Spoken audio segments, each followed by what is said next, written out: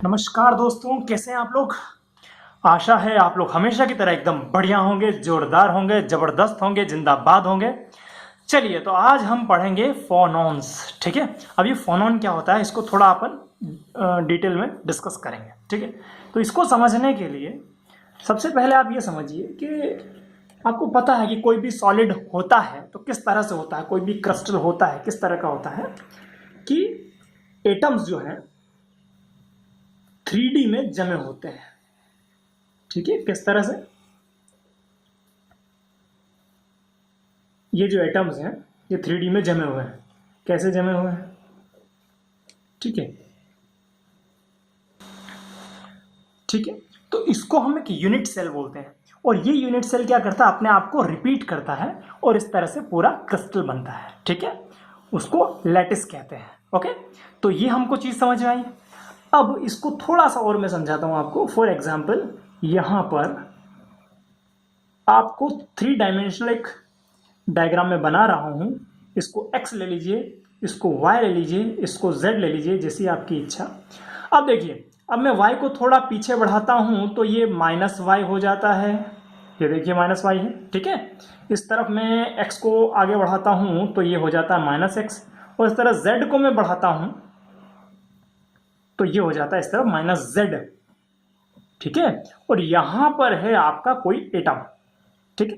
तो एक एटम से हर एक्सिस में, ठीक है, फॉर एन एग्जांपल आपको समझा रहा हूं, जैसे वाई एक्सिस में एक निश्चित दूरी पे दूसरा एटम होगा, वैसे ही एक्स एक्सिस में एक निश्चित दूरी पे कोई दूसरा एटम होगा, जेड एक्सिस पर निश्चित दूरी पे दूसरे एटम्स होंगे। तो एक एटम अपने आसपास वाले एटम से इस तरह से घिरा होता है। तो इस तरह से जो क्रिस्टल है, क्रिस्टल लैटिस है, उसकी फॉर्मेशन होती है। अब अगर 1 डायमेंशन में इसको अपन अच्छे से समझें, ठीक है, तो यहां मान लीजिए अभी हम 1 डायमेंशन में एक ही डायमेंशन लिया अपन ने, तो एटम जो है एक दूसरे से पर्टिकुलर डिस्टेंस पे रहते हैं। फॉर एग्जांपल, मैंने मान लिया कि ये जो एटम्स के बीच की डिस्टेंस है, ये जो पर्टिकुलर अरेंजमेंट है, इसकी डिस्टेंस है r। ठीक है। अब आप क्या करोगे, अब आप क्या करते हैं कि एक एटम को by any mean you give some energy, आपने किसी तरह से उसको एनर्जी दी, एनर्जी ई आपने दी। ठीक है। अब जब आप इसको एनर्जी देते हो तो ये क्या करेगा, वाइब्रेट करेगा। ठीक है। अब खास समझने वाली बात यह है कि दोनों के बीच की डिस्टेंस कितनी, आर। दोनों ने अपने बीच जो डिस्टेंस मेंटेन की हुई है वो आर मेंटेन की हुई है। अगर डिस्टेंस इससे कम होती है तो ये एक दूसरे को रिपल करेंगे और डिस्टेंस इससे ज्यादा हो जाती है तो ये एक दूसरे को अट्रैक्ट करेंगे। ठीक है। तो वो क्या है, एक निश्चित सर्टेन डिस्टेंस पे हैं। फॉर एग्जांपल, मान लीजिए ये हमारे पास 2 एटम है। ठीक है। अब इनका सर्टेन डिस्टेंस मेंटेन किए हुए, अगर उससे डिस्टेंस कम हुआ तो ये एक दूसरे को क्या करेंगे, रिपल करेंगे, और उस डिस्टेंस से ज्यादा डिस्टेंस हुआ तो ये दूसरे को अट्रैक्ट करेंगे। ठीक है। तो they have arranged themself in a particular distance. Okay. अब क्या होता है, जब आप बाहर से एनर्जी देते हो तो आपने इसको एनर्जी दी, किसी एक एटम को एनर्जी मिली तो वो क्या करता है, वाइब्रेट करता है। जब वाइब्रेट करता है तो वो क्या होता है, इसके नजदीक आता है। जब इसके नजदीक आता है तो वो कॉमन मिनिमम डिस्टेंस मेंटेन करना चाहते हैं। ओके। तो ये जब नजदीक आता है तो ये इसको रिपल करता है। ठीक है। फिर ये दूर हो जाते हैं तो फिर ये अट्रैक्ट होता है। ठीक है। इस तरह से अगर ये वाइब्रेट करता है, साथ में दूसरा आइटम भी वाइब्रेट करने लगता है। ठीक है।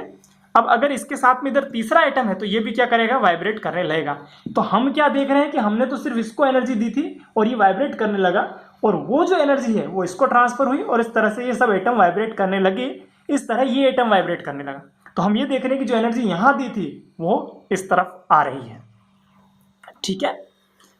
तो इसे कहते हैं कि इसको अकॉस्टिक वेव कहते हैं, साउंड वेव कहते हैं। ठीक है। The material shows elastic behaviour in atomic level. तो जो मटीरियल है इलास्टिक बिहेव करता है, इलास्टिक बिहेवियर शो करता है। इसका मतलब क्या है, आप ऐसा समझ सकते हैं कि जैसे 2 एटम्स के बीच में स्प्रिंग लगी हुई है।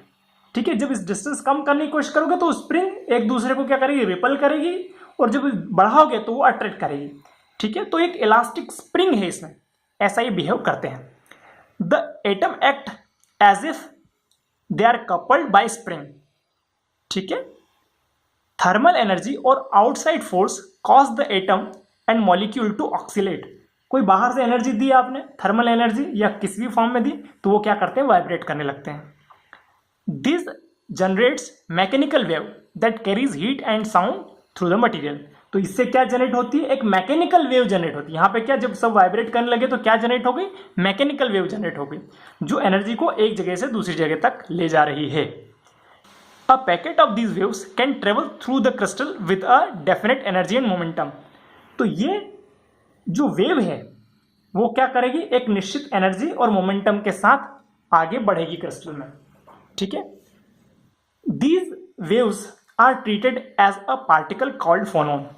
तो जब ये वेव्स हैं, जब ये वेव्स चलती हैं, तो हम इन्हें एक पार्टिकल फोनोन की तरह कंसिडर कर सकते हैं। A phonon can be defined as a discrete unit of vibrational mechanical energy। जैसे आपको पता है कि जो इलेक्ट्रोमैग्नेटिक वेव होती है वो कैसे चलती है, इलेक्ट्रोमैग्नेटिक वेव। ठीक है, तो उसको कैसे लिखा जाता है, E equals to H nu. ठीक है, तो इसको आप क्यों बोलोगे इक्वल्स टू एच न्यू को, एनर्जी ऑफ अ फोटोन। ठीक है, तो वैसे ही जब साउंड वेव चलती है तो उसको क्या बोलते हैं हम, फोनोन। ठीक है, और उसकी एनर्जी क्या होती है, E इक्वल्स टू आप रिप्रेजेंट कर सकते हैं H क्रॉस ओमेगा। ठीक है, a phonon quanta of lattice vibration. Phonon क्या है, लेटिस वाइब्रेशन का क्वांटा है। ठीक है, वैसे ही जैसे जो फोटोन है वो इलेक्ट्रोमैग्नेटिक वेव का क्वांटा है। ठीक है, phonon plays a major role in many of the physical properties. बहुत सारी फिजिकल प्रॉपर्टी में फोनोन बहुत बड़ा रोल प्ले करता है, जैसे थर्मल कंडक्टिविटी, इलेक्ट्रिकल कंडक्टिविटी। ठीक है, तो ये एक बहुत इंपॉर्टेंट चीज़ है। तो ये हमने फोनोन्स को देखा। ये जो नोट्स आपको यहाँ पर दिखाई दे रहे हैं, अगर आपको ये डाउनलोड करना है तो मैं डिस्क्रिप्शन में दे दूंगा, आप लिंक पर जाके लिंक पर क्लिक करके उसको डाउनलोड कर सकते हैं। ये वीडियो देखने के लिए आपका बहुत बहुत धन्यवाद।